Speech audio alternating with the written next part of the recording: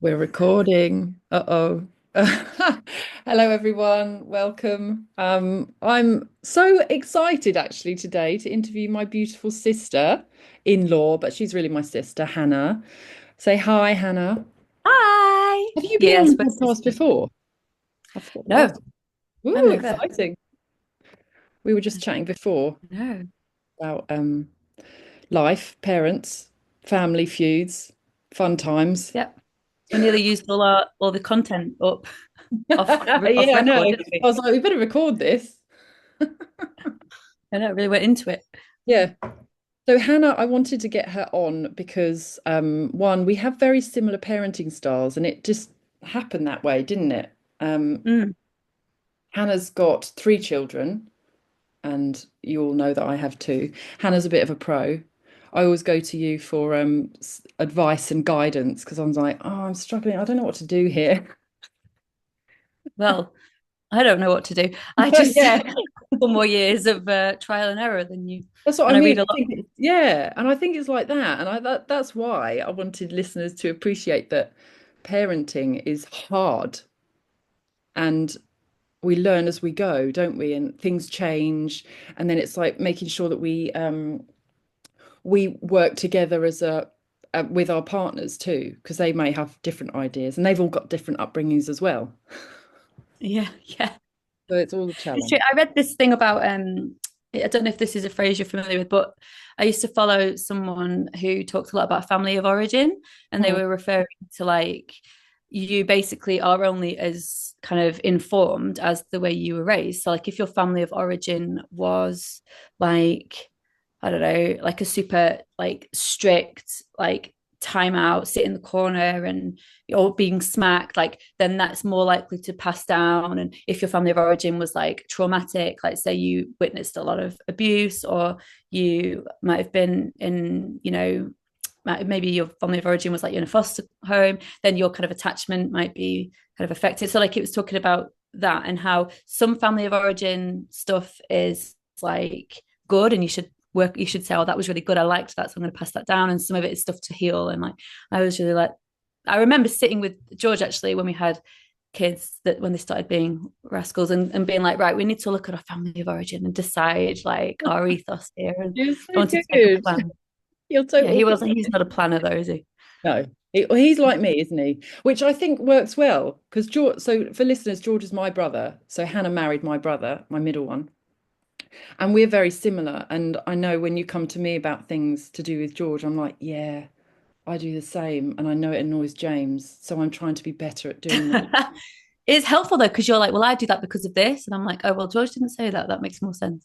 It's Yeah. like seeing George's brain. So it's very helpful. Like your vlog when you said what makes my brain go round. Yeah, yeah.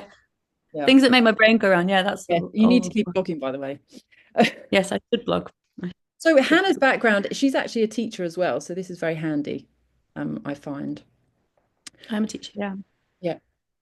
So, I used Teaching is funny because I used to be a certain kind of teacher, and then when I had kids, a whole different teacher. oh, I really? thought I knew. I'd be like, I'll be great with my kids because I've managed kids for years. My discipline's spot on. Like I've always been praised for my discipline, blah, blah, blah. And now I'm like, schools are messed up. Like, no. And I go into schools, I'm like, no, I am not absolutely not doing this. I'm not removing a child's break time when they misbehave because they need to run. Like, I'm just so different now because of my parenting. My parenting has changed my teaching.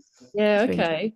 I think that's interesting as well because me being us being a mum, I don't know if you experienced the same, but I had this idea of how I wanted to be as a mum, and then actually becoming a mum, it's completely different. Yeah. It's crazy. Everyone I spoke to, and I'm sure I think I did the same, the whole super nanny thing, I remember being like, yeah, Mm. I'm going to be like super nanny. My kids, I'm not going to have kids like that. They're going to be amazing. I remember my sister like rolling her eyes when I was like parenting Elsie. And I remember saying something like, oh, you just need to do this and do this. And I was like, yeah, I thought the same. But now I've got a human baby. I'm like, I'm not doing that. I have to admit, I thought the same when you were with Elsie, and like you were talking to her like all kindly and quietly and sweetly, and she was like throwing a wobbly. And I was like, just tell her off, just tell her to stop screaming. And now being a parent, because Elsie was the first one to come. Elsie's Hannah's first child. And now I'm like, this is what I do. This is exactly because Monty and Elsie are very similar. I was Yeah. like, wow, okay, you learn. It's funny, is it? And I did the same. I remember doing the same and looking at my friends who were co-sleeping and being Yeah. like, oh, what are they thinking? Like, how do they get time together? Like, it's really unhealthy. That kid's going to be so clingy. I would never do that. Literally, Nora's nearly 6 and she's still often in my bed most nights. So In my bed every night. Yep. And Arthur. it's funny, isn't it? How you change. So I always say to people, just see, just wait and see, Yes. because you do think you know what you'll do. And then when there's a human child that you just, oh, the love is like indescribable. And you're suddenly like, why would I force you to be alone when I could have you in bed with me? Like suddenly it's like there's context and it's just different. Yes, exactly. Okay. Um, parenting. I find parenting very overwhelming. And sometimes when I go on Instagram and I see all these feeds when it's like gentle parenting, responsive parenting, all of this stuff, and sometimes I can't read it because then I feel guilty. And then I Yeah. start learning of the things that I've made mistakes on and how I want to be better. And then I'm like, Mm. oh, I've screwed up my children because I didn't do it this way. But then I'm like, no, just don't watch it. They're okay. I can't be perfect. How would you describe your parenting style? Well, it's funny because I most of my the books I've read, there's an author called Sarah Ockwell Smith who I've told you about billions of times. Yes. I've sent a book with your mum when she comes over Oh, for you nice. by her. Be handed one over. And she is the author of all the gentle parenting books. Mm. However, and I would say that describes my parenting. Well, that describes my ethos and my aim.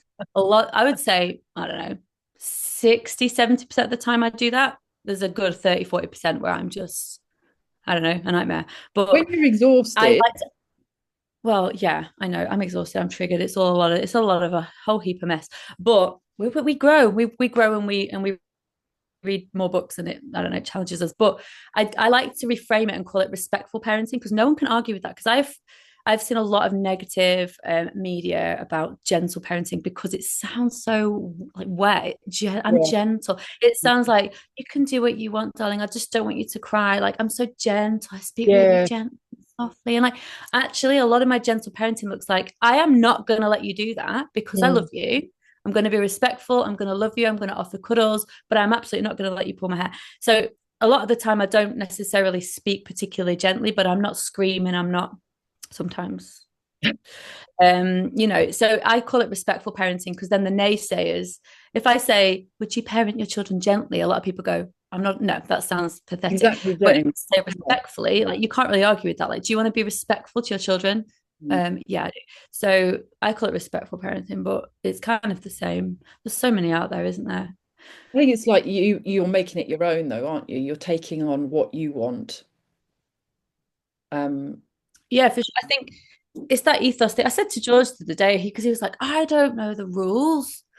What was he doing? He was talking to the girls, and later I said something like, "I think it's best to do this rather than this." And he's like, "I forget the rules," and I'm like, "I think that's why you find it challenging because I think you think that there's rules and you're not getting them right." I said, "But just your ethos. Like we sat down together and we said, do we agree we're not going to do this?" Like I said to him, how do you feel about not doing timeout? This was like back in the day with Elsie. I was like, I believe, and I've read that timeout creates distance, it breaks connection. However, time in, and we talked about what that looked like. And he was like, yeah, I love that. And he's always on board with the theories. Like when I tell him this is why I won't like remove a toy as a punishment for something, like I'll say because they don't make that connection. He's like, yeah, I get that. But in the moment, when, and I do this too a lot of the time, but in the moment, all he wants to do is end the behavior and make them feel bad for it, which we all get like that, don't we? And so he's like, right, no more telly ever again. And I'm like today the girls splashed in the bath.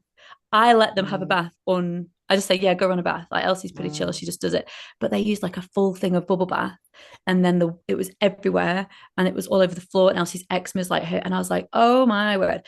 And George is like, right, you are never having a bath again. And I was like, George, they're gonna have a bath tonight. So he's like, yeah, I don't know. I was wanted them to know how cross I was. And I was like, yeah, I know, I get it. Really But good. It wasn't he? He was just like, no, I agree with you. He was like, I don't know the rules because I'm just like, that's why when I see stuff on Instagram, I'm like, oh, I forgot that rule. But it's wrong, isn't it? You're not meant to yeah, think that way. It's like, well, what's your belief? What do you feel works? But it's so tricky in the moment, especially if you're exhausted or you're hungry or you're like, I'm sick of the noise. Like, yeah.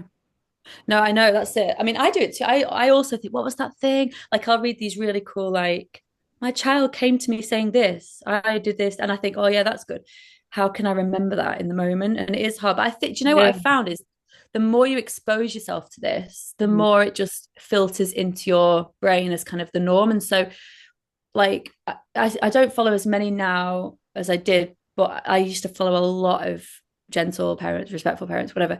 And the more I read what they did and all the different things they did and kind of the similar, like the foundation of connection and respect and empathy and responsiveness, the more I was like, yeah, that makes sense to me. So like in the like the other day, very proud of myself. Elsie was fuming about the potatoes weren't cooked right. Like that's all it takes. They're hungry. They come to the table. It's not what they expected. They're raging.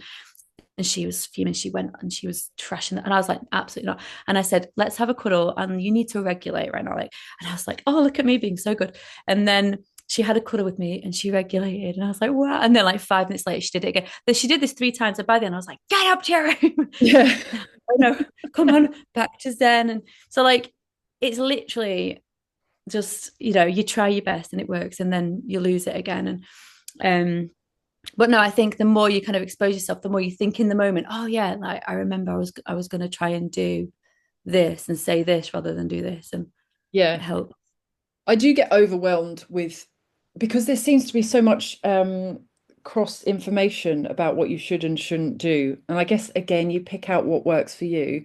But again, it's I don't know the rules. And the the thing I was struggling with, one example was when I picked Monty up from school, you're not meant to well, some parenting rules say that you're not meant to talk to them for the first hour because they've been overwhelmed and stimulated from school and just give them food and that's it. And that's what I do because that's what resonates with me. But to start with, first they said, don't ask them certain questions. Don't say, how was your day? You're meant to ask them different questions that are more open. And then I'm like, Like do who I did you sit next to at lunch? Yeah. Do I ask these questions or am I meant to not ask them questions for the first hour and then I ask those questions? I just like, okay, I've forgotten all the questions, so I'm going to go with feed you up, don't ask questions until you're ready. Yeah. I think it's funny, isn't it? Because like the kids just like, I just need food, like leave me alone. And then they tend to come in, like Nora will tell us, sometimes she'll randomly say, like at dinner time, oh, I did this today. And I'm like, oh, that's really cool. Let me talk about it. But she's a classic, like gets in the, I mean, from the minute she comes out of school, she's just like, she's like she's like fuming, and I'm like, right, let's just get you in the car, and Yeah. here's loads of food. No Yeah. one touch her. I'll talk to her. Let's get home. And she's your classic restraint collapse, just like I've been good all day, and now I'm just raging. Yes. But yeah, I try all the how was your day? Fine, and I'm like, did you what did you have for lunch? And they're like, it's so boring. They're Yeah. so I bored, don't and I care. get it. It is that's really boring. I don't even care myself what they had for lunch, to be No. honest. Probably didn't eat it, let's be honest. So Yeah. like, but yeah, I think it's hard. Like sometimes I do um just leave them to that's something I really need to think about actually, because yeah, after school is just a real horror show. And we get home and they just want to veg. So like sometimes they go up and play and I'm like, yay, winning. Most of the time they just put the telly on and I'm like, that's fine. I'm just gonna go make tea and you do you, and then we'll get tea on the table quick.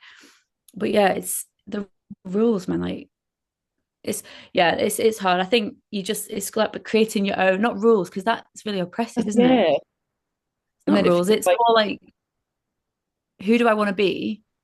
Who do you need me to be? How do we get to that point? So like in my head, I think actually is am I empathizing? That's one of the biggest things I've always done from the beginning is am I being empathetic? And I'm rubbish even now, like nearly 8 years on. I'm like Elsie will say, oh, my friend, she had a friendship issue recently. You know, my friend didn't has been running away from me and playing with someone else. And my first, because it takes me straight back to being a kid, and I'm like anxious, I'm upset, and my heart wants to break. So I'm like, not my little girl, not again. And I'm like, oh well, had you fallen out? And I really wanted to go to the, and I read this. No, I didn't. I listened to a podcast by Brené Brown. She's brilliant, and Yeah, I it love her. was empathy versus blame. So good. And that was almost the exact example she gave. Her kid came home and said, no one sat with me at lunch today. And she went straight to blame, like, well, did you have like a face on you? Maybe you know, you sometimes look really moody. Did you do something to cause this? And I was like, oh no, that's what I do. Because I feel like that's what's done to me. Because it's like, well, this must be your fault somehow. When really all she needed to hear was, that's really hard. But like in my head, I'm like, I don't want to hear that's really hard. I want someone to fix it for me. But when I said to Elsie, I was like, oh, hon, that's really hard. Like, I'm sorry that happened. That must have been really painful. She was like, yeah, it was. And then she went, I think I might write a letter to my friend and just tell her how I'm feeling. And I was like, that's a really good idea. I wonder what you would say. And she told me, and I was like, I think that's a great idea. Do you want me to help you? She wrote this letter, and I was like, who knew? Actually, she really did just need to feel heard. And I just really wanted to fix it by saying, well, why don't you go and say this and go and say that? And she had a plan. She just wanted someone to be there to like bounce off her ideas.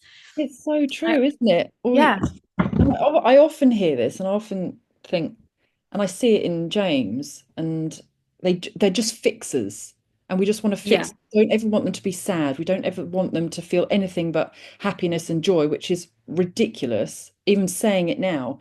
But they yeah, just want to know that actually it's okay that you're feeling angry about this, and leave yeah. it. Let them process it themselves. It's so hard because you feel so like silly. You Everyone feel wants like, well, that. that wasn't helpful. Like, well, that must have been really hard. And I don't know if it's because people did fix things for me as a kid or not. Because when someone says to me that must have been really hard, actually that does feel good. But part of me also then wants them to go, I don't know. I don't know. Do I want them to do that? I don't know if I I even do. I get messages from you, and because you're one of the main people that I talk to and confide in, and I always get a response that works for me, because so often we want to fix things.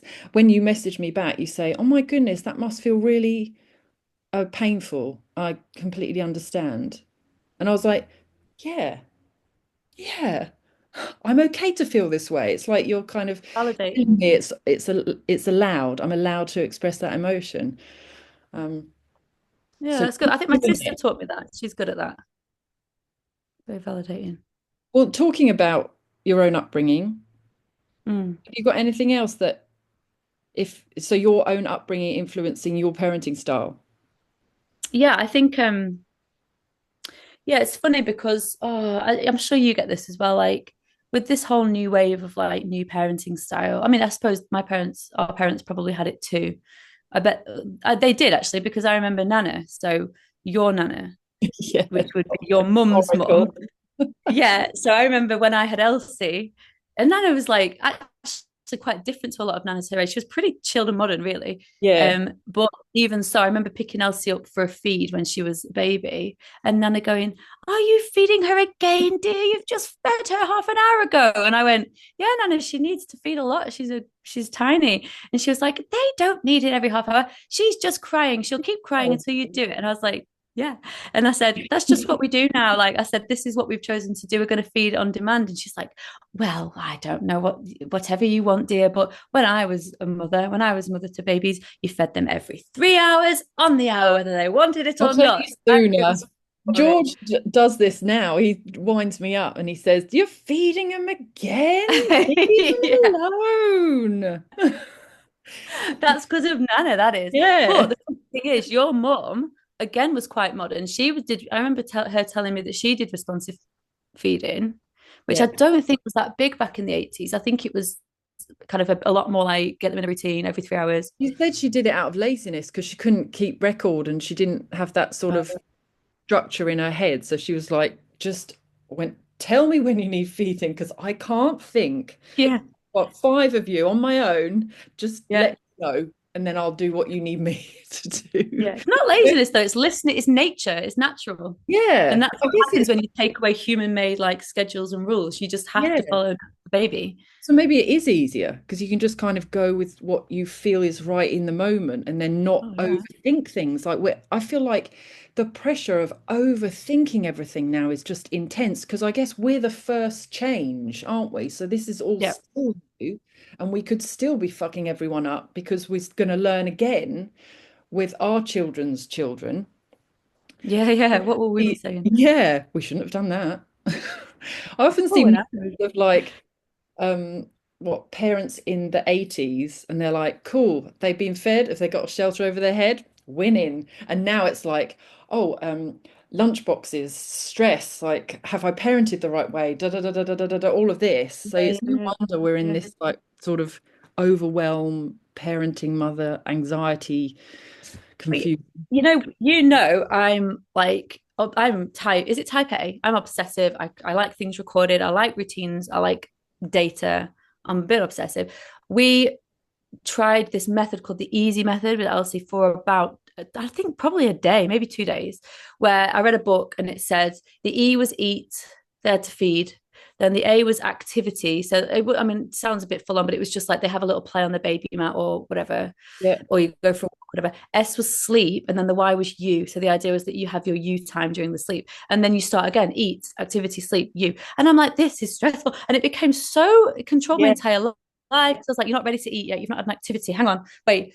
She wants to eat, but she hasn't done it. And it was just awful. And we went straight back to kind of like, you'll feed when you're hungry. You'll let me know. We'll squeeze yeah. activities in when it happens or not. And It's yeah. like there's another one of doing that as a baby. It's like um feed, play, change them, nap, and then repeat. And I remember doing it with Monty, and I felt so like overwhelmed in it. And I was like, but he doesn't seem ready to play. But do I still play if he's not ready? Because the rules And say he's done a poo, but play. he's not due a Yeah, change yet. it's not that time yet. And it's like I can crazy. see why people like it because in our society we like control, we like predictability. Like Yeah, if we have this, we want it all. We want to be able to see our friends and have the social life. And so if we want to go to that baby group at 10, then they have to nap after or before. And there is an element of that. Like certainly with Elsie, she just did what she wanted. I'd be like, can't come to toddlers, Elsie's asleep. But then when Nora came along, poor Nora just had to get on with it, as you know, because the older, like Elsie, had to go to nursery or school, and so the naps somehow they have to wake up, or you don't let them nap, or whatever else, because they have to fit into a bit more of a schedule. But if you have the luxury of not having to fit a schedule, then you know, I don't know why you would put yourself through that. yeah, exactly. So But like going back to my upbringing, like the the hardest thing I found is when I've so my mum and your mum are really similar. They've really embraced like grandmotherhood with the same like ethos as us.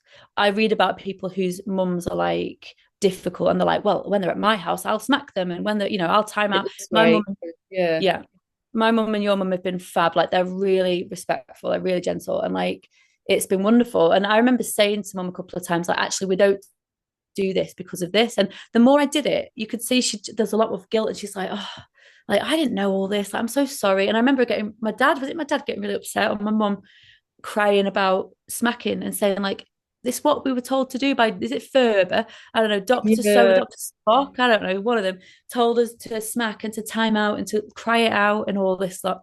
We didn't know. We were told that that was good for you. And I was like, listen, I will never blame you for, you did the best with what you had, like mm, just like we're doing.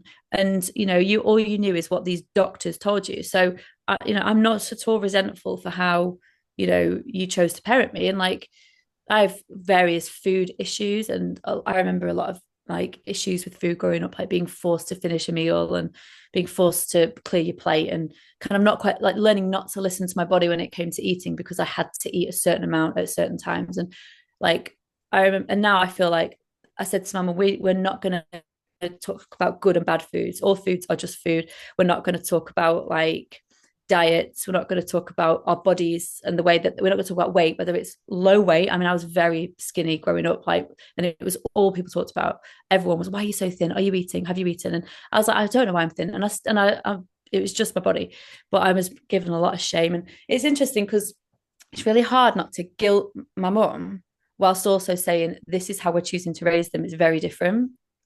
Yeah. It's amazing. Don't get me wrong, like my mum's amazing, and well, I don't have any like crazy trauma from it. Just like little things that's just what the 90s was like, in it. But Yeah, exactly. I do find that mum, my mum, our mum is great. I struggle with, like I was saying, expressing emotions because mum was a single mum. She had 5 kids. She couldn't handle like all different children expressing all of their own different emotions at the time. So we were all just behaved. We were told to behave, be a good boy, be a good girl. That's one of the things that I really find hard now is to be okay expressing anger in a healthy way and being sad and Mhm. being okay in expressing those emotions, and not being a people pleaser. For those who have listened to any of these podcasts, there is one on the good girl syndrome, Mhm. and I'm totally that. It's because I was the oldest child, so I was the second parent. So you're such a good girl, be a good girl. Even Nana would say it to me. It's like I'm constantly striving to be a good girl, so I can't express my real emotions because that would make me not a good girl. And I don't like it when Mum says, "Good boy, Monty, good boy," and I'm constantly saying, "Well done, Monty, for doing that thing." Yeah, yeah, yeah. We I don't do say it. I'm good. terrible for saying good girl, good boy. It's I think I terrible. wouldn't be as anal about it if I didn't experiencing it Yeah, and of course. being that good girl and the people pleaser, or recovering people pleaser, I like to say, Yeah, recovering. Yeah.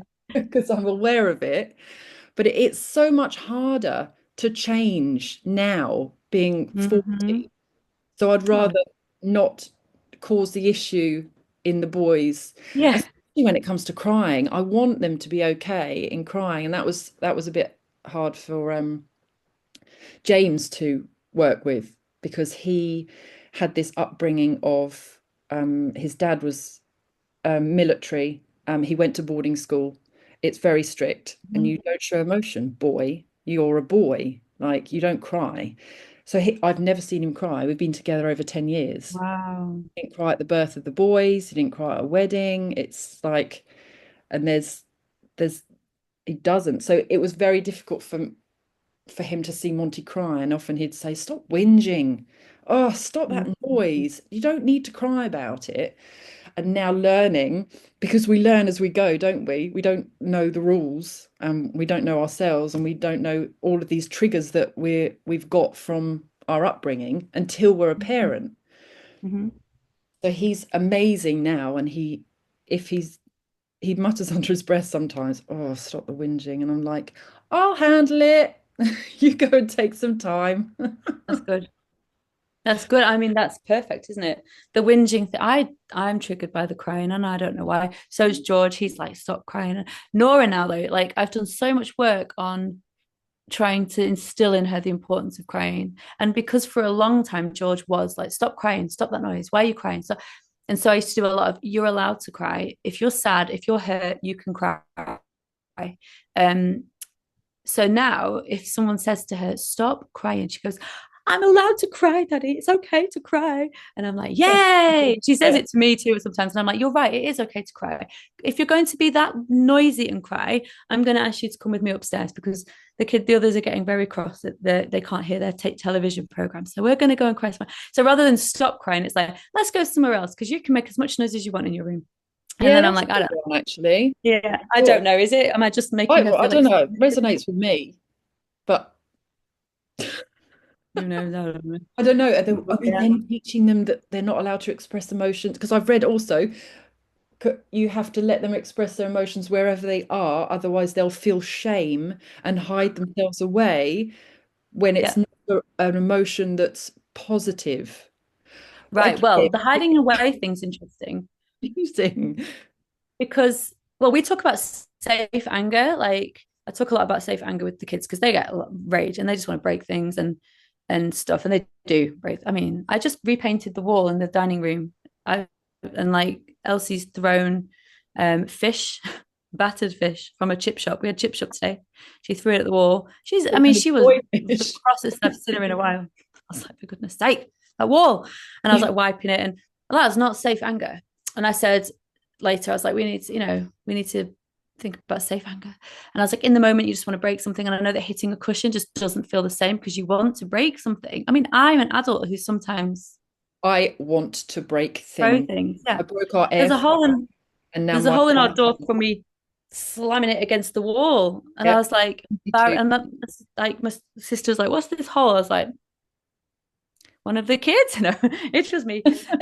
But yeah, I just it's about like, but if that anger is not appropriate in that room, if people aren't safe, if people are scared, like Yeah. Teddy gets quite upset when the girls are screaming and shouting. He's only 2. So I do remove them, and they need to be somewhere where they can be safe and like angry in a safe way, where they're not going to hurt or break something. So, and sometimes I find myself just holding them really tight because they're going to hurt me or break something, and it feels really. I don't know if that's okay, but I'm like, I'm not going to let you hurt me, so I'm going to hold your hands, and then they're kicking. So I'm like, right, I'm going to put my leg over you. I'm going to hold you until I know that you're ready to be gentle because I'm not going to let you hurt me. And I let go, and they scratch me. I'm like, right, and it feels horrible to hold them when they're saying let go because of consent. We talk about no one can like restrict you, no one, and I'm like, but I don't know. I mean, I can't let you trash the house, I think so I I don't struggle have with it. I really struggle with the anger side because Monty gets angry and he's okay to be angry. But then I like that you talk about safe anger. And sometimes I say to him, okay, I know that you're angry, but do not throw that at me. That hurts. Do you want to, should we punch a pillow? Should we push a wall?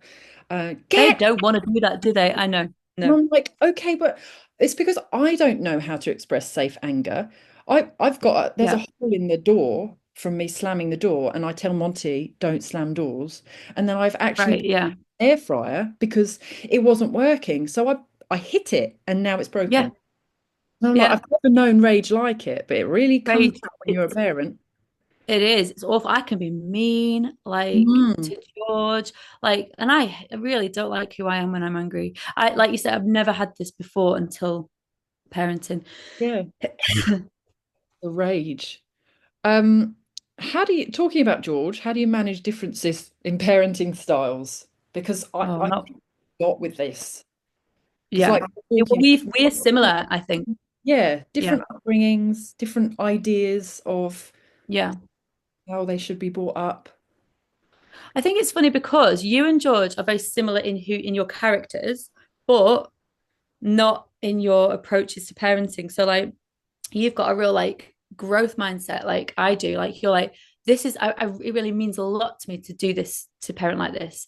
So I'm going to work through my like inner child. I'm going to work through my triggers. I'm going to work through my family of origin. I'm going to work through all this. And I'm going to identify the point at which I lost control there. And I'm going to, we do all this stuff, don't we? We kind of like, we try and grow. We don't just go, they're just bad kids. Mm. But so G finds it a lot harder to he'll say like I just can't do that in the moment, and that's the kind of we're done with that, and there's nothing I can really do with that. I'm like, well, you know all the theory because he doesn't want to read the books. He's not great with with the parenting books. I don't think he finds them very interesting. Um, Mm. so then I said, well, do you want me to just relay what it told you, like, and we can decide. And I've always been really like, I've never said this is what we're doing. I've always said we need to agree, like, together what our ethos is. And so I'll say to him, "This is what the book said. I think that's a great idea. I think it's a great." And he's always like, "Yeah, absolutely. I love that. I love that. We do time in and we don't smack, and like, I love that." But in the moment, he won't employ that. Like it just leaves him. It's like the rage thing, and I relate. So then it's really hard to have those conversations because then I start, and this is my problem. I really struggle. I want to stick up for the kids. So then I'm like, don't speak to them like that in front of them, or like, leave them alone. Like they haven't done anything wrong. They're just children. Like, why are you telling them off for being just children? And But really then, criticize oh, the because then, kids pick up on it. yeah, but then we're meant to be the team, and then Yeah, talk to each other when the kids aren't around and don't like it I know. I working. find that I get Very, so tripped. But mm, the thing is, I can shout at the kid, okay, one of them one of kids. them. And But they but can't. then I feel bad immediately and go, I'm really sorry. I should not have spoke to you like that. That wasn't respectful. It's like, that's not okay. I'm quite good at saying sorry Yeah, generally. That yeah. could be a child thing. I don't know, but like, I'm good at it. And I mean it. Like I was, I shouldn't have done that. It wasn't okay. No one should be allowed to speak like that. You deserve respect, and mummy's going to work on that. I mean, there's only so many times you can say mummy's going to work on that before they think you're lying. But I have gradually got better, very Mm. slowly at things like that. So that's okay. But the problem is that George doesn't necessarily as quickly identify it. So he'll maybe shout at them and then like maintain that. So like half an hour later, he's still mad at them. And I'm like, you got to, I think you need to go and apologize. He's like, why they were rude or that they, poured their milk on the floor. And I'm like, yeah, I get it. And it wasn't okay, but that needs a conversation rather than what you did. Again, this is something that I've had to change because I've really struggled with apologizing. I felt like it's not a weakness, it's that I don't know. I used to with James, I'd go off and be silent if something had happened. And then it's that passive aggressive, isn't it? And then a few days later after I've been silent with him, then we're all good again. It's Mm. yeah, it's not wanting to apologize, but now I do it and I've learned to not just say, I'm sorry, but it's because you did this. It's, Yeah, yeah, yeah. I'm so sorry. I shouldn't have spoken to you that way. Done. Ed. Yeah. Yeah. I do. That's something I've had to learn because I was always good at apologizing, but I would do a lot of, I'm sorry, it's just that Yeah, when you do that, it makes you're me a pain rage, or in you the arse. made me. Yeah, Yeah, yeah, you yeah, yeah. made me do this. You made me. And do you know what's really helped actually with George? I think this kind of approach really helps him figure stuff out. Like I said to him, when you say to the kids, I'm sorry I spoke to you like that, or I'm sorry I did that thing, um, it's because you pushed me or you were rude and that's why I did it. And I said, what you're teaching them is it was justified. And the problem, and imagine that instead of their dad saying it, it's like a future partner, maybe your husband, who said, I'm sorry I did something like, hit you, whatever. Yeah, But you made me do it. Like you yeah. pushed me to the edge. You spoke to me disrespectfully. You forgot to do whatever. You burnt the tea. And so that's why I did it. And it's that really unhealthy apology where it's like, I'm going to make you think I'm apologizing so that I look like a good guy. But I'm Mhm. going to remind you that it was all because of something you did. And actually, I would never have done it. And it's just, and he was like, oh, yeah, that would be quite awful. And I was like, I think it's really important that they hear, I'm sorry I spoke to you like that. You deserve better. Like Yeah, reminding them so that if they ever get into a situation like that, they're like, wait, I don't deserve to be spoken to like that. Like, I yeah. deserve better. It's so true because I feel it's about what you believe you deserve and noticing it now in myself and being that people pleaser and not knowing how to put in my own boundaries as well because I just have to Yeah. give. Um, it's so interesting. It's Um, the deserve thing. I've worked a lot with the kids lately on we do a lot of we do bedtime affirmations. We're Christian, we're practicing Christian family, as you know. And so we do a lot of like because I read a lot of Christian parenting books, and a lot of them aren't great because the American Christian parenting is quite like authoritarian. right. Like, but a lot of the modern, really good ones are like actually parent like Jesus, like parent with grace, parent with love, like understand them, love them, like what we would do. And Mm, so at bedtime, I've been doing a lot of like, do you know that you're loved? Do you know that you're loved unconditionally by me and daddy and by God? And like, we do a lot of that stuff. And one of the things that I always tell them is you are worthy of being loved. You deserve love. You deserve respect. You deserve kindness. mm, Um, and I've been doing a lot of affirmations about that. And I say, like, tell me who you are. And they say, like, Nora's good at this. She goes, I am Nora and I am strong. I am loved. I am brave. I am clever. I am kind. And like, it's been a really fun thing to do with them and see them kind of exploring because kids love talking about themselves and seeing them like at first I was like say I am Nora and she goes I am Nora and I say and I am kind and once she got the hang of it like in the car today we were going to a pantomime today and on the way she went I am Nora. I am kind and loved and brave. She just started mm. reeling them off. And George was like, yeah, you are. Like he was loving it. No. And um, and I think that's been really helpful because it feels like it's just like any kind of habit. It feels like, is this even gonna do anything? Is this going in? But like it's Yeah. little layers, layer and layer and layer. And like when they're adults, their inner voice will be, I am loved. I deserve happiness. I deserve respect. I hope. Yeah, it does sink in because I do a similar with Monty, and in fact, I'm going to do more of what you're doing because it's inspired me. But um, he now talks about, and I say, who do you love? I think he says, you know who I love the most? I was like, oh, you're probably going to say Arthur, aren't you? And he's like, no, mummy, I love me the most, and then it's Arthur. I was like, oh yeah, you do. That's good. I was like, oh Did you, so have you been doing that with him? Is that, or did he just think yeah, of it? before bed. Okay. But Oh, then because you think, oh, it's not going to sink in. But like you yeah. said, Laura, she's reeling it off. Monty's like loving his life, loving it, loving himself. Yeah. It does Good. work. Some little sparkles come in. They do. I think we don't realize and we won't realize until we see the fruits of that as they get older. And like there might be times when like maybe the girls will be teenagers or they'll be young adults dating and I might find them saying to me, you know what, like I ended that because I deserve better than that. And I'll think, yes, 20 years ago, what I was doing was working. Yeah. And I we was might not crying see in the the cupboard, fruits of that trying labor. not to just throw things at you. The dog's just sneezing. That's what all that noise is. Oh, I didn't even hear it. Mooka. Yeah. Right. How do you carve out time for yourself? Because you've got a job, you've got three kids, you've got a husband, you've got a dog. Yeah. I know it's really hard. I think I am like the biggest introvert. So like I was an adult before I learned that introvert isn't to do because I'm extrovert in terms of like I'll be the life and soul of a party. I'm like I'll crack jokes. I'll like be shouting. Like I'm not a shy person. But then I learned in my adult life around the same time I met Brené Brown online, not met her, but discovered her. She's your best Like bud. kind of Be that dull. was a bit of a lie. Kind of did a bit of soul searching and I was like, oh, introvert is more about energy. So like I learned that I get all my energy from being alone. And that's interesting because when I was a kid, I was often told, why are you up here in your room and we've got guests downstairs? I'm thinking, because I'm done with people. I want to be up here just reading a book, leave me alone. But it was considered rude. And so I had to unlearn that I wasn't rude, antisocial, like ignorant. I wasn't like a weirdo. It was just, I was just part of the population that gets their energy from being alone.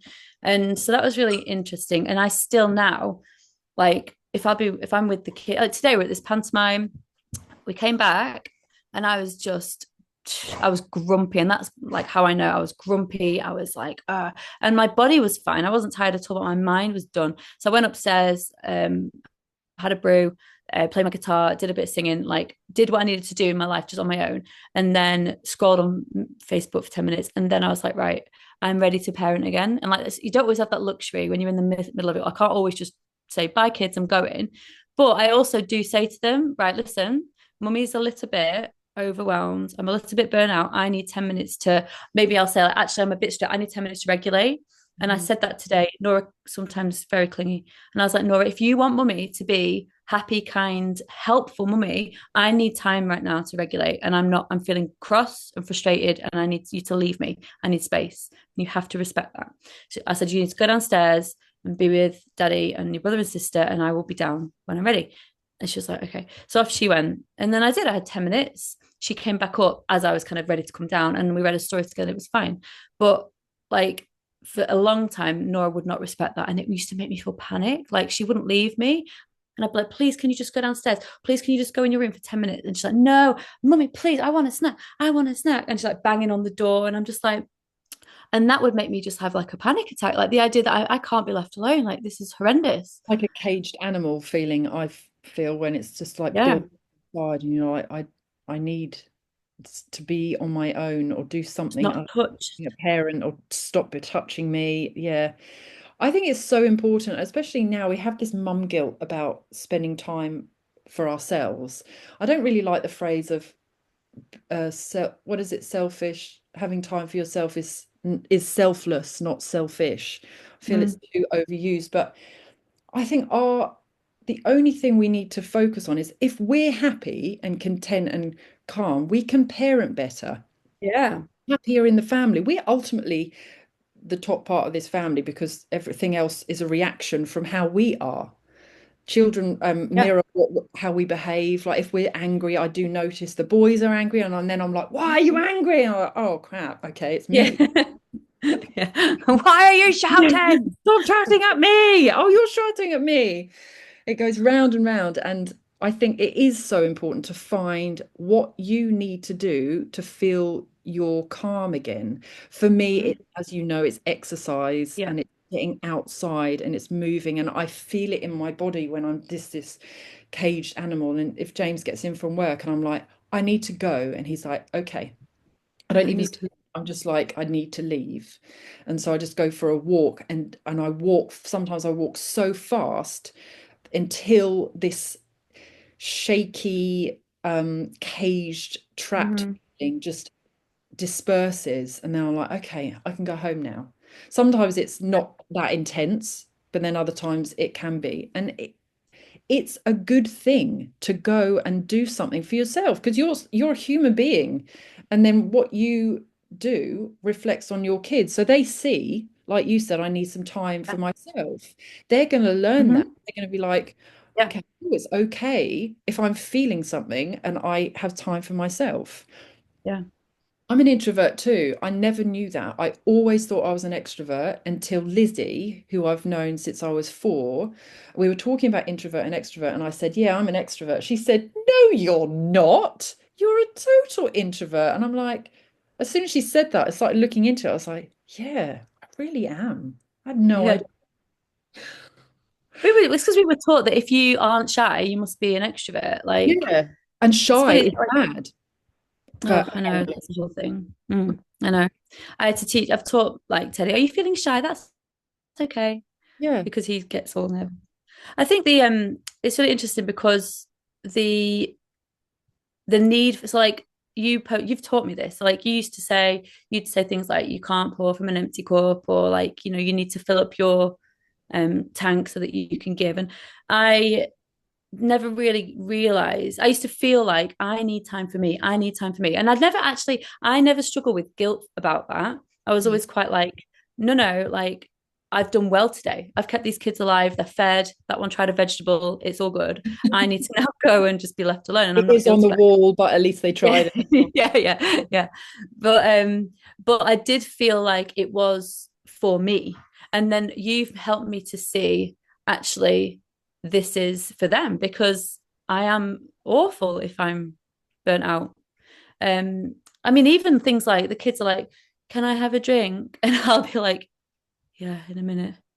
And I haven't even got the energy to get up. And it's weird. It's not like physical energy. Sometimes it is if I've had a bad night, but it's just like, how boring. This is so boring. I have to Yes. get up now and think about lunch. I So only just made up breakfast, like yeah, lunch that they won't eat. it's And it's grounding, like, isn't it? Like this is my life. breakfast, lunch, dinner, bad night, breakfast, lunch, dinner. And I think like actually to say to the kids, this is what I need. Like if you want me to be the best I could be, you have to respect this. And like again, you posted recently, like let your kids see you working out in the gym. I don't work out in the gym, as you well know. I work out by like lifting laundry over my head 20 times a day and like running around after Teddy. Lifting the shopping bags, yeah. Yeah, I do actually sometimes. I'm like, yes, Go I and get feel the it. money. Do some Playing squats. with Teddy is a workout. I like sit him on my knees, like fling him in the air. My core's like burning. I'm like, yeah, No yeah. matter how I'm many proud of me. times I have given Hannah workouts to do, she doesn't I do do them it. at least once. We Yeah, did you do, the yeah. back rollers, Then you which is message me, you're just like, I've done them. Like, win, amazing. And then it's I radio just had to put silence. the back roller away because it became a gladiator's like, what's that thing they do? Yeah, Duel. battle thing. So the cousins come around and it just becomes a weapon. But yeah, no, I think it's really important that they like we're modeling that. Like, I think our parent, like I said to my mum the other day, like you didn't.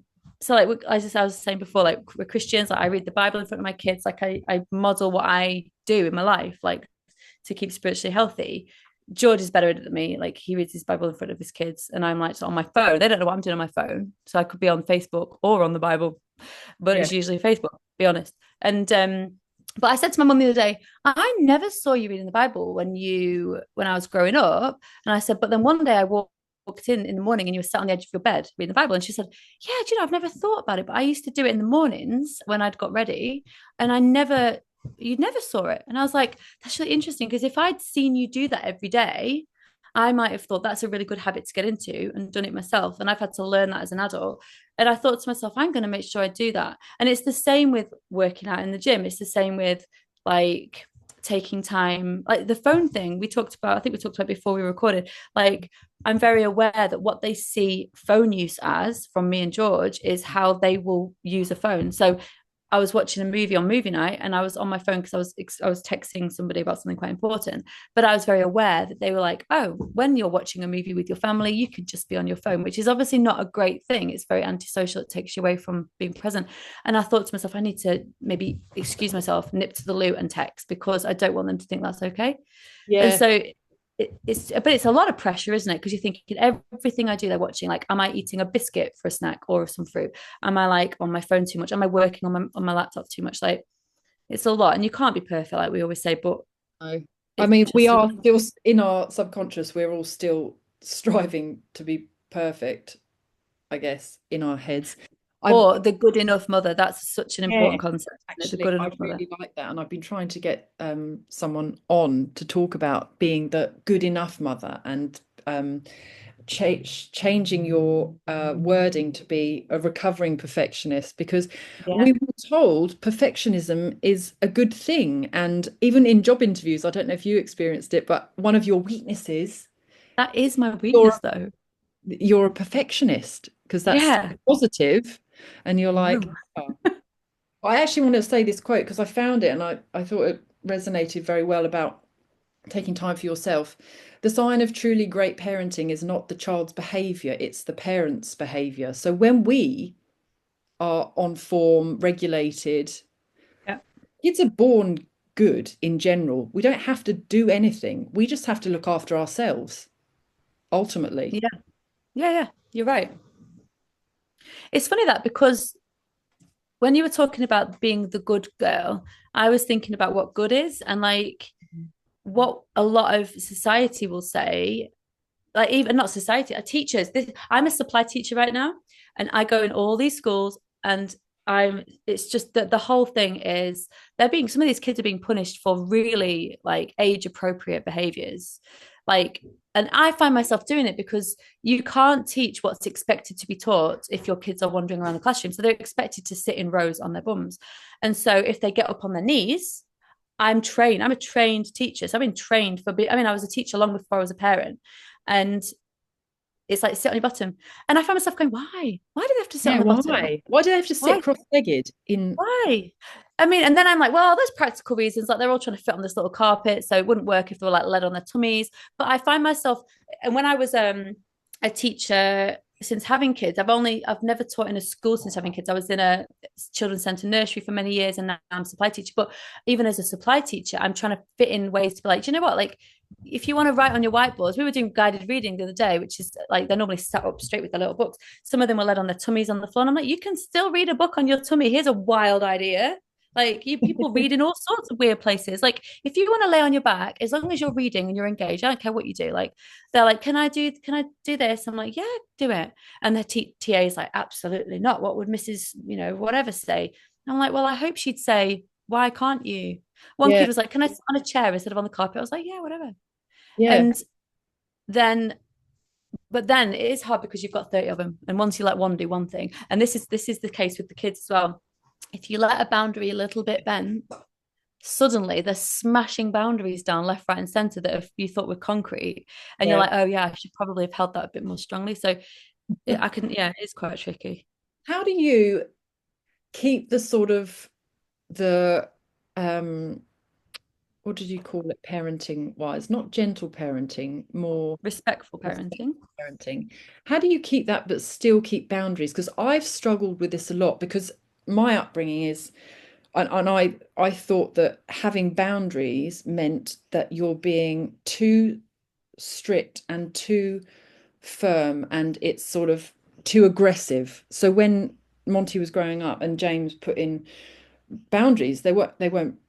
they were normal boundaries. I can't think of them off the top of my head. And I was like, don't do that to him. And I would constantly pull away, and everything had to be calm and happy and quiet and gentle because of the household I was in was very loud and violent and not nice. So I went completely the other way. So how do Yeah. you make sure Yeah. that there are boundaries? Because you need boundaries and they need boundaries in order to feel safe as well, is what I've learned. But how do you Oh, make for sure sure. that you feel I that? think that those things are not like counter those things can coexist. So I think because you messaged me about like what we were going to chat about, and you were put about the balance between nurturing and boundaries, but actually those two things should be together. And like the way I describe when people say like what is gentle parenting, what do you mean when you say that? I say like really the crux of it is that with the disciplines that you set a boundary and you hold it with love and Mm. empathy. So this is what I say to George as well when he talks about the rules. And I say, don't worry about the rules. Like we just need to hold the boundaries with love and empathy. They're allowed to be upset that they're not allowed a second or third chocolate biscuit. They're allowed to be upset. I'm upset when I set a boundary for myself and I'm like, Han, you've had literally a half pack of Maltesers. It's time to put them away. I'm annoyed because I'm like, why is that the case? Why can't I eat more and just be happy? And so they're allowed to have feelings about that. And I think sometimes it's like when we set a boundary, they're going to get upset and cross, and that's naughty. So we have to punish and we have to say, don't you shout at me. So like I'm like, right, and I'm saying this again is like the principle that I don't always remember myself. So again, this isn't me saying this is how I do it Mm. perfectly, but like the boundaries, Laura pushes boundaries like as a career. That's her job. Like she's great. And so I'm always on my toes with her. She's like, can I have a snack? I'm like, yeah, you can have a snack. And now another snack. And I'm like, I think we're done with snacks for now because we're going to have tea in an hour. And she's like, okay, but another snack. And I'm like, I'm not going to talk about snacks anymore. We're done with that. Okay. You're allowed to be upset. Go do some drawing. And she's like, and she'll just smash something. And I'd be like, listen, look, you're allowed to be cross about this. You are not allowed to smash things. And that's when we go back to that whole thing of like, you know, but the boundary will always stay the same. And I'm like, I get why you're upset. Come and have a cuddle. Like, I don't know. I really feel like the boundary thing, people really think kids need punishing for pushing boundaries. I'm like, they don't. Just let them do it. Let them push it. The boundary won't move. I think that's the thing, isn't it? It's letting them be angry about that boundary. You are going to bed now and we're brushing your teeth. I don't want to go to bed. I'm not brushing my teeth. Okay, you can be angry about that. We're still going to go to bed. We're going to brush our teeth, Yeah. go to Like, I'll bed. make this as easy as possible for you. Like, okay, well, shall we brush your teeth first or shall we do a wee first? Shall Yes. we put your pajamas on? Do you want to wear your favorite pajamas tonight? Because you're feeling a bit fed up with, like, it's Do you not find pandering. sometimes they're just like, stop talking to me, leave me Yeah. alone. And I'm like, okay, fine. Yeah. Yeah. And then you do. And then you feel bad. Am I leaving them in their feelings? Yeah, and And then it's they're really, cracking it, kicking the walls, slamming doors. I think the difficulty is, right. So the way I see it, and this is from Sarah Ockoff Smith's books, probably a lot of other behavior parenting experts would say the same. But yeah, on the scale of parenting, you have authoritarian, which is probably what we had more of. Like, do as I say because I said it. Don't ask why. That's rude. Yes. Don't question anything. That's rude. And that's quite a lot of schools. Like if your teacher says, I need you to put your coat on. And the child goes, why? I mean, this happened the other day. I was in a school. They said, put your coat on. The child said, why? And they went, I beg your pardon. And I was like, what do you mean you beg his pardon? Hmm. Excuse me. He asked why. The answer is, because it's really frosty outside, bud, and we don't want you to get sick. And then they Well, understand. why do I need my coat on? Because of the reason I just said. I done. Why are people so good? And so there's authoritarian where it's like children should be seen and not heard. Then you've got your permissive, which I think a lot of people think gentle parenting is. And actually a lot of parents who claim to be, I've like met parents in clubs and they're like, oh yeah, we're gentle parents. And what they mean is we're permissive parents. Like we're scared to make our child sad and upset, which means that we'll say, no more biscuits, darling. No more biscuits. No more. They'll say it 10, 20 times. Oh, no more biscuits. Oh, because of, and they'll keep telling the child why, and the child will keep crying. And they might be trying to hold the boundary, but they're just going on and on about it, and the child keeps. And you just think, goodness sake, like Yeah, let's just say, okay, we're done with that now, and yeah. I'm moving on. Like we don't have to like keep going over this. We're setting that boundary, and then we're moving on. I And learned that I think actually. Yeah. George has just come in. Hi George. And he's written a little note to me, and I love it because he's just put boundaries make kids feel safe in the long run. And that's literally what we talk about. Like what you see, like I see a lot of this in teaching, is the worst behaved kids are the ones who have sin, who the parents don't set boundaries, or worse, they sometimes do and then they change them. And this happens a lot with kids who have separate parents. So they go to dad's for the weekend and dad lets them jump on the sofa, he lets them eat chocolate for breakfast, he lets them, or vice versa. I'm not saying, I know dads don't, I'm not saying that dads all do this, it could be the mum that does that, and then they go to another parent and those boundaries are suddenly set, and these poor kids don't know whether they're coming or going, and it just creates chaos and stress in their brain, and then they just act out because they're like, should I push this boundary, is it going to move, is it firm, is it worth me just tantruming insanely until it moves because it moved with dad? And so I think, and I said this to George about the dog, actually, ironically, our dog is not the best trained dog. He's pretty good, but like a lot of it is because George will not set a bound. I'm a lot more strict. And then he's with George most of the time. So he's like, well, I don't have to do it because dad doesn't make me do it. And it's the same with kids. I just think, they freak out if Mm. yeah.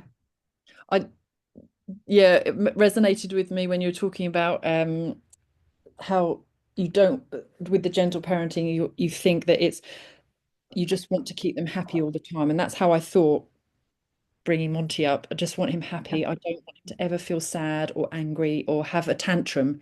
And then I went for a workshop with this kids behavioral specialist and brought James with me, and Arthur was like brand new, and she was saying how tantrums are good. Mm, Because I was walking on eggshells, desperate, both of us. Don't let him tantrum. That's It's just going to be horrible. Just let's not deal with a tantrum. But it's, as soon as she said tantrums are good, they need to feel whatever they're feeling, and then when they're done, you can give them a cuddle or whatever they want to do. But you just be there in their space. Don't lock them away. Um, and as soon as she said that, I was so relaxed. And then I just let him tantrum whenever he wanted to, and then just dealt with it, whatever happened afterwards. yeah. So much easier. It Just, didn't become so scary, did it? exactly. While George Yeah. is here, he might as well come on. It's good to get a male perspective. Gonna move that If there. you're keen, George, this is my lovely brother, listeners. Say hi, Yes. Dear listener, where are you going this side? dear mum listeners, dad He's listeners. been having me time, him Oh, time. well done. Hi. Don't You worry, it's doing? video. How are you? Good. Yeah, very good. We were just talking about how similar we are. Yeah. In Podcast. what way?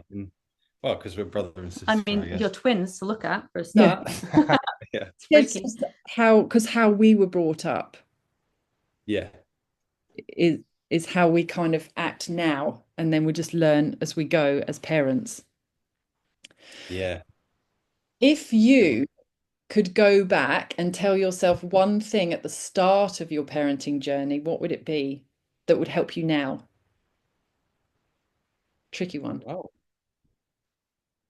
I don't know. What? I was thinking about this, and I was thinking back to the nights where we were up all night, and I was like crying about the sleep, and you think you're going to die.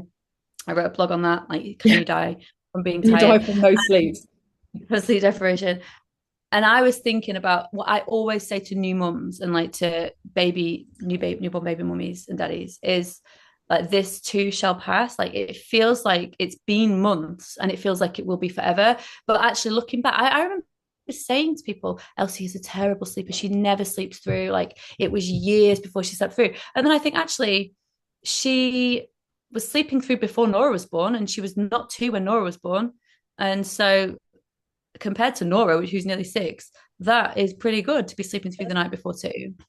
So it obviously wasn't as bad as it felt at the time. And so I feel like everything, even the good things though, like you think, oh, I've cracked it. They're finally eating their food. Like they're great eaters, or they've cracked it. They're sleeping through the night. That might change. And it's not because you've done anything wrong or they're broken. It's just like seasons and hormones and growth and stuff. Yeah. I guess it's like Monty used to eat a punnet of blueberries a day, and I was like, yes, this is really nutritious. And then I bought all these punnets of blueberries on bulk buy, and then he's like, don't like blueberries anymore. I'm like, Yeah. oh, fail. Yeah.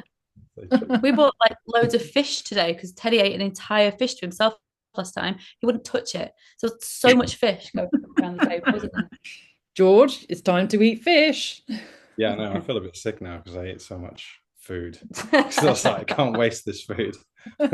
You're like James. He'll literally eat all I this know. stuff out of the fridge because I'm like, I'm throwing this out. It's been here for too long, I think. He's like, I smell it, it's fine. And then he But you eats have to it listen to your and he's got, body. I know. And I'm just like, do you You really don't want to have eat to that? eat And it. he's like, no, I'm not throwing it away. I was like, throw it away. Throwing It's it away is the same as eating it. It's just it disappears. Eat yeah. it if it'll be Then enjoyable. often he would get an upset tummy or like food poisoning. I was like, would you eat that again? Well, you were going to throw it away. Yeah. Yeah. Yeah, that's And I okay. think that's something that's happened through upbringing. I think, how it was like Mm. Clean plate. of the 80s and 90s when it was like, the starving kids in Africa. Oh I gosh, know. yeah. Mum would often say that to us, and I was like, okay, let's give our food to them then. I don't understand. Too much, clearly. Like, Yeah. yeah.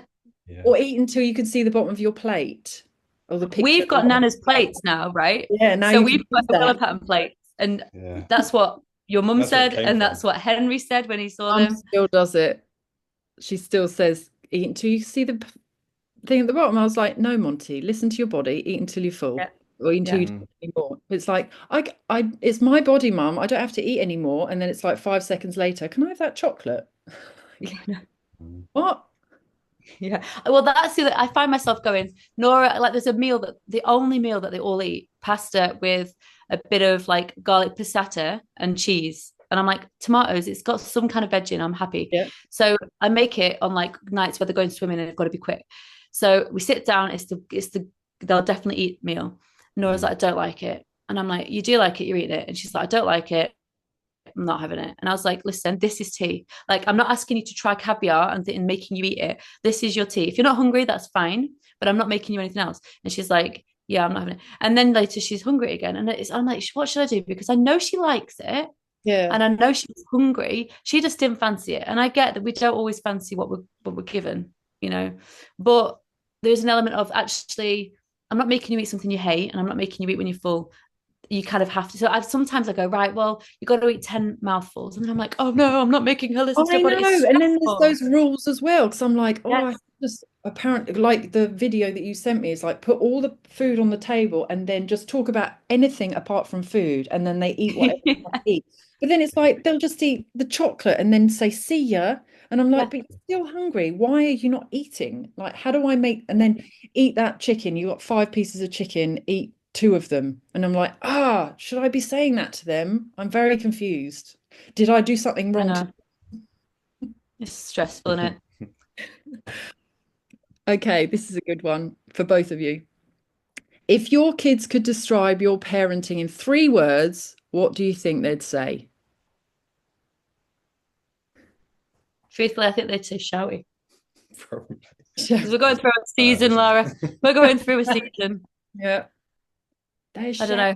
shouting. Although it's up and down, isn't it? It does change. Oh, we try so hard. I would love to think they said trying. Like, They try learn. so hard to be good parents. We'll give I'm going them to ask them. C plus. Yeah. Mm. I think they say kind. I think we do have it out often with them. Like Elsie as well. She's so smart now. And if you're if you're talking to her like that, trying to be reasonable with her, she's so smart that she's like, well, then I just do this. And then she's Yeah. like, and sometimes I'm like, you're right. Yeah. And then like I'm just in my place. You're like, The thing is, I was talking to George earlier about how I have a bad habit of criticizing you in front of the kids when you're parenting because I feel bad for them. Like if you're shouting at them and I'm not in that place because I'm not triggered, I'm like, don't shout at them. Like speak to them. And you're like, and then they're like, yeah, daddy, don't shout at me. And I'm like, oh no. Now it's me and them against him, and that's not the goal. That is something that really bothers me. I know. And it's something that we are working on. Yeah. Like me being like coming in doing like the parenting thing. And then I feel like it's sometimes Hannah, sometimes you kind of say, you go on the kids' side, and I'm like, oh no, I'm on my own bad now. for them. And then my pride gets built up, and I'm like, right, now I've got to stick my heels in and like fight my corner. But Yeah, then kind of you thing. did the my opposite. rules. Like Mm. I was drowning at dinner today. Like Teddy was like crying. He wouldn't eat anything. Like Nora was just being Nora. She's pretty wild. And then Elsie was just raging. Like the fish had, she noticed the fish had the like brown marks or like all the silvery marks. She's like, what is this fish? And I was like, all fish looks like that. I think in the past I've got away with it because I've turned it over and you've not seen it. And she went, well, why didn't you turn this one over? I'm like, well, should I turn it over? She's like, no, because I know it's there. I need another piece. And I was like, they're all like this, else. So then she's like, well, I'm not eating any of it, but I want it. I want the smooth fish. And I was like, I don't know. And she's raging. And that's when the wall incident happened with the throwing at the wall. And I was so angry that out of no, I thought I was pretty calm, but suddenly I went, get out to your room. And I dragged her, not dragged her, but, you know, really made her leave the room. And I was like, get out. And she's going, I'm not going to let you. She spoke to Don't me like touch I my said, body. It's my I'm She not body. going came, to Yeah. let you be rude to me. she came downstairs and then she was talking to you, and I was like, that's literally you talking to us. And I was Except like, she wasn't accurate. She said, I'm not going to let you be unkind to me. And I was yeah. like, true, good. But I'm not being unkind. Well, no, I was. Well, she was using everything that, kind of we say to her. She was using it like to kind of fight her corner and just say, I feel this is unfair. Yeah, it was a I bit mean, unfair. I was we worked it so out. cross. We were hungry. We were stressed. Like that whole, like, I hadn't had my time. I was After feeling yourself. like, yeah, the pantomime and then the food. It was all just too much. And then, yeah, I lost it. But then you see, I went straight to her and I was like, I'm so sorry. Like, that was not okay. But what I think, because I jump in to defend the kids, but you don't get involved at all. And I was so dysregulated. I was triggered. I was so stressed. And I needed him to go, hey, it's okay. Listen, you sit down. I'm going to go talk to her. Mm. And I don't, and I was saying to you, feel free to get involved. And then suddenly me and him are fighting. Yeah. And that's, but like, I'm working on backing out, and I have been doing it lately. I've been not getting involved. I've been thinking what, but then they come to me, daddy did this, and I'm like, well, I'm not daddy, you go talk to him about that. And but I need you to go like, oh, hello, like, let's do a tag team. Well, I like that you did that because you have this thing where you say to each other, I'm like at 10% at parenting here. Could you No, just that was a theory. We don't employ really that, don't Lauren. do it? That's a Because I was good saying to theory. James, I like this idea. Shall we implement this? Because when I'm really cracking it and I'm just like getting angry at the kids, I want James to then come in and be the calm and be like, Yeah, okay, boys, let's do this. Da, da, da. And or sometimes it's like that. Sometimes he comes in and he's more angry with them. And I'm I like, I don't know. need you to up No, Yeah, yeah, me. I yeah, need that's you to common. be calmer than me. And yeah. now I have to come I back want and to feel get angry at guilty. you because you're getting angry Yeah, at him. yeah.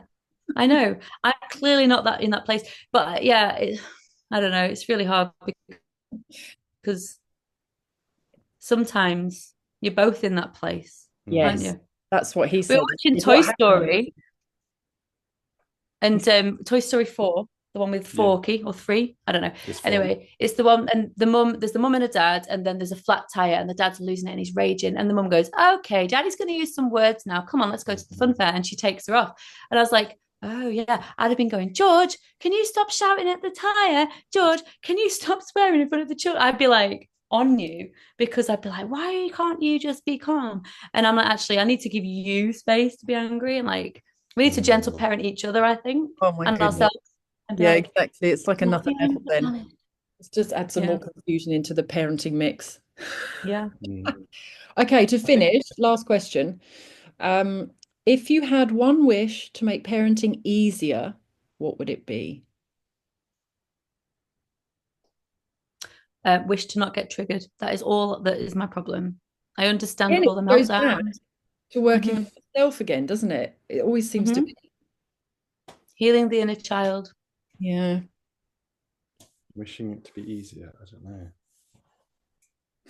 What will make it easier right now for us? I think the kind of, because I think sometimes parenting, you think they should know this by now. That's often what goes through my head, but You say it out loud. it's not me. It's like it's just a reflection on me, I think, because sometimes it's like, please listen to me, please.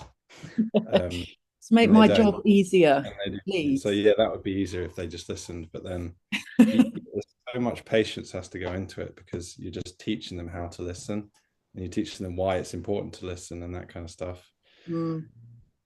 Yeah, if things happened quicker, but then you lose the whole joy of the parenting, even though it's not always joyful. Yeah. It's hard work and it's stressful, and you never feel anger quite like it sometimes. Yeah. Yeah. We were talking about the rage. It's indescribable, isn't it? Do you know Yeah. what I wrote down this to answer when you sent me what we were going to chat about, and I wrote down some stuff I wanted to say. But I was thinking about when we were doing the affirmations, I was telling you about them before. What I've noticed is it's been really healing for us as a parent-child relationship for me and the kids, because even if we've had a terrible day, like with Elsie today, but a terrible afternoon with her, she said to me, I got up on the wrong side of bed today, I think. And I was like, yeah, I think That's she something random recognized it in to herself. say. I said, everything I've given you today, you've turned your nose up and you've criticized, but I think I've got out of bed on the wrong side. And I realized that even if we've had a pretty terrible day and we've been like called all sorts of names and there's been things thrown at bedtime, like I really like tonight I made Nora come up early, and George, but it's only 6:15 or whatever time it was, and I was like, I know, but I want her ready for bed so I can just really do some stories with her and really calm her down. She's been wild, and I've been like, why are you like this? And so we read a ton of stories, and then we did all these affirmations, and I prayed with her, and I did all our like routine that we do, and I gave her a kiss, and I told her she was worthy of love, and all this good stuff.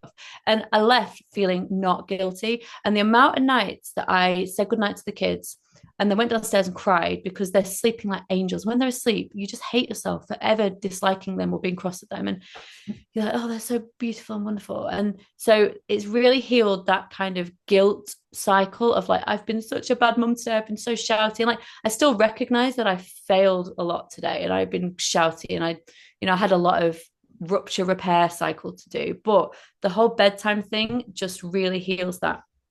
And I think it was one of the best things I've done in the last maybe 6 months. I don't know if you'd agree. I don't know what your No, bedtimes are like with them, but I think the bedtime routine is really nice because there's a lot of structure in it. You have the bath time, you have the teeth, and then you read stories. You obviously do the girls' stories now, and I have started doing Teddy's bedtime. I stopped feeding Teddy like a couple of months ago, and it's been so freeing because now George can do bedtime. But it is always nice because I'm in this routine with just Teddy now, and I just sort Teddy out, and you sort the girls out. And they sleep better as well. Teddy sleeps too now. Yeah, and it does change because I used to do in the early days it was just me and Elsie. I would always read Elsie stories, and I would lie with her to get to sleep, and that's why she's got a very southern accent, I think. Yeah. The other two are from north, aren't they? Yeah, oh, they're so northern. Yeah, they are. Nora is. Nora. Yeah. She's like common northern as well. She's picked it up from her friends, I think. Yeah. Yeah. Love you. Love you. Love you. Love you. I didn't even know that. I'm like, are you 20 years old? Why are you looking at me? Why are you looking at me? I'm like, oh, who's this? Who's this chick? I know. But I do really like thank you for being on here. It's been lovely. You've loved it. Yeah. Yeah. Good. It's been fun. Good. I'm glad you got to come in, George, involved at the end. Yeah. I will say also, just as like a little thing about parenting, is like often you look at your family and it's kind of like you kind of follow some of the things, but you also think of the things that you don't. I think it's common in everyone's parenting journey that they look at their parents and see what they did right and see what they did wrong. And you often try and, push out the wrong things, but try and keep the good things that you really loved about your family. And that's what I love about parenting, I think. It's that you can kind of, you get the choice to kind of live, choose the way that you wanted to be brought up. Like the best bits, you get to take the highlights. And yeah, you get to take the highlights. And obviously our kids will look at us and be like, well, they didn't do this so well. Yeah, you shouldn't have done this. Yeah, but it's a healing, it's a journey, and if each generation can get better and better, like that's really the goal, isn't it? And I think if we're building, love in the relationships, like you and me, and then that trickles down into the kids. I think That's that's it. Like we're really important. prioritizing each other. We always prioritize each other and then the kids, because then if we invest in our marriage, that will filter Well, through we to the try to. kids. We try to. It's not Yeah. always perfect, but like, But yeah, we try to. That's the like goal. everyone. Yeah. But I like that you said that, because that's where we started. I feel like that's one of the first things we said on the podcast. I might be How's wrong, it? but so it feels like we've come full circle, and that feels nice for me. My Yeah. brain likes that. That's Good. your brain goes round and round. If Yeah. you want Because to read, obviously, like, what? Because obviously, because our dad wasn't around, like we saw him maybe every other weekend. But I just love that I can be there every day with the kids. we Like were that is saying something that that I really Yeah. love. because even if we get everything else wrong, we've already a step ahead of the game because we're we're not in that sort of Yeah. sad relationship where it's just one Mm. parent seeing our dad every other weekend, and he didn't even want us then. Just stick us in front Well, of yeah, the that's the hard part. Yeah, Yeah. bringing in child traumas and stuff. Yeah, Yeah. that'll be another topic. Childhood traumas. Me and George could do one. Great. Me, George, and Henry. Yeah. Oh, yeah, that'd be Bring hard. up. Therapy. Yeah. Yeah, Oh, thanks for being interviewed. Thanks for having us. yeah. Welcome. Thank you. That was If fun. any of the listeners had questions about this, I'm sure if you ask away, I can get George and Hannah to answer them. And if you loved this episode, please do share with other mums or dads. And if you loved it even more, please give us a review on your favorite podcast platform. And bye for now, everybody. Bye. Bye. Bye.